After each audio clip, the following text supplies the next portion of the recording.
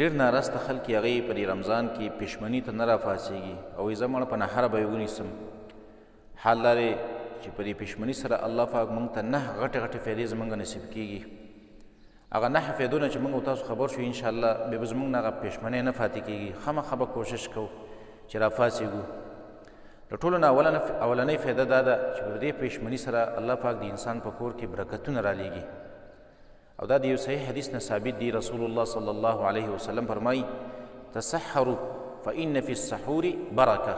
رسول الله صلی الله علیه وسلم تاسو پښمنۍ کوئ ځکه په دې پښمني سره په دې کې برکتونه دي. نو که غواړئ چې زموږ د کور کې د الله برکتونه راولیږي، زموږ د رزق کې د الله برکت ورته نو پښمنۍ کوئ. دا د رسول الله صلی الله علیه وسلم وینا ده. دویمه فایده په پښمني کې دا ده چې په دې پښمني سره زموږ او د اهل کتابو د روژو په منځ کې فرق راځي.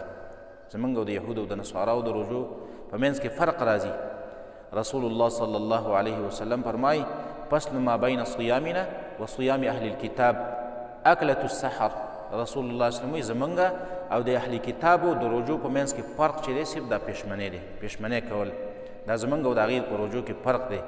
هغې چې روژه نیسي هغې دا پښمنۍ نه کوي او موږ چې دی دا موږ پښمنۍ کوو. درېیمه فایده د پښمني دا ده چې څوک پښمني کوي دیو باندې الله پاک رحمتونه رالیږي او ملایکې د دوی لپاره دعاګانې غواړي د مغفرت. دا هم د حدیث نه ثابت ده. رسول الله صلی الله علیه وسلم فرمایي ان الله وملائکته یصلون علی المتسحرین. رسول الله صلی الله علیه وسلم الله پاک رحمتونه رالیږي په پښمني کوونکو باندې او ملایکې دعاګانې غواړي د پښمني کوونکو دپاره. نو دا درېیمه غټه فایده دا شوله. څلورمه فایده په پښمني کې دا ده چې کله موږ پښمنۍ وکړو نو الله پاک به موږ له طاقت او قوت راکړي په عبادت کولو باندې.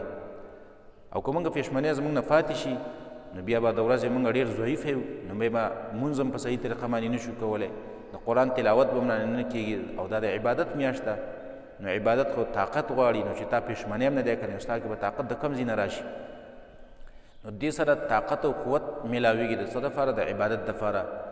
او دارنګې پنځمه فایده په دې کې دا ده په پښمني کې چې په دې پښمني سره الله پاک هغه اخلاق سیئه ناکاره اخلاق د انسان نه دفع کوي.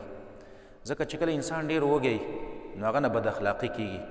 نو چې تا پښمنۍ نه دی کړې او روژه هم دې نیولې ده نو کور کې کېدی چې ته بیا د خپلې کور والا سره هم بد اخلاقي کوې، د خپلو بچو سره هم بد اخلاقي کوې. ځکه لوږه یو داسې شی دی چې په انسان کې بیا ډېره لوږه چي دا په انسان کې بد اخلاقي پیدا کوي. بیا به ته په کور کې ګاډې وړې وې او چې پښمنۍ دې کړې دی نو ته به څه نه څه برابر یې هغه بد اخلاقي به په تا کې نه وي.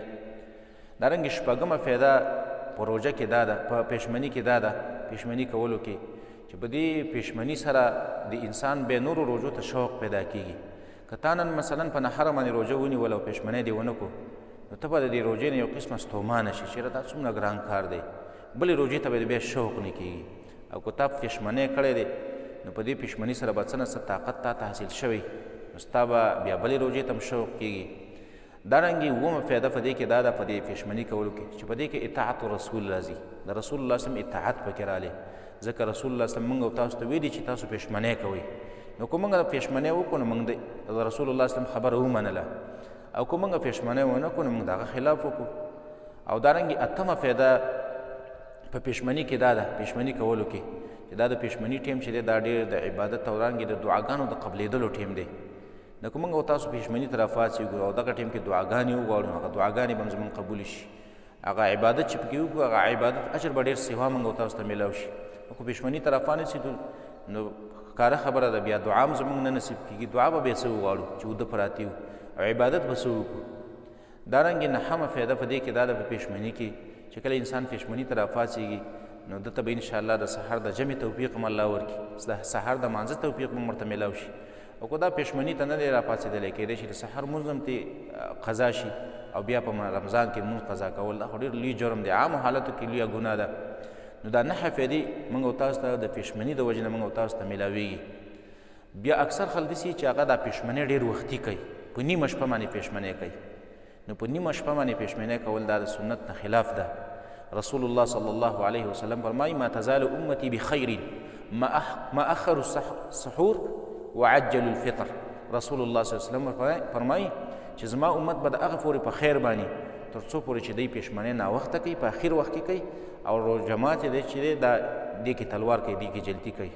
بعضې شیخانې ښه غروب شوی لمر ډوب شوی او دا وایي لږ صبر وکړئ روژه مه ماتوئ لږ صبر وکړه غروب رالی بس روژه ماته که او بعضې ډېر نیمه شپه پېشمنۍ کوي ډېر خلک د دې وجې نه وختي پېشمنۍ کوي یاره چېرته پکې په منځ کې سګرټ وڅکم دارنګې نسوار پکې والم نو د دې وجې نه وختي هغه خلاف د سنت وکړي وختي پېشمنۍ وکړي یو صحابي فرمایي وی رسول الله صلی پېشمنۍ زموږ پېشمنۍ دومره و چې نبي صلی الله علیه وسلم موږ به پېشمنۍ وکړو نو بیا به نبي صلی مانځه ته ودرېده د مانځه او د پېشمنۍ په منځ کې به دومره فرق و لکه په اندازه د 50 آیاتونو باندې له 50 آیاته تلاوت به پکې کېدو دومره په آخر وخت کې به رسول الله صلی الله علیه وسلم آخر وخت کې په آخر د عیسې د شپه کې پېشمنۍ کوو چې بیا به نبي صلی مانځه ته پاڅېده او دومره معمولي ټیم به په منځ کې وي له 50 آیاته تلاوت به پکې کېده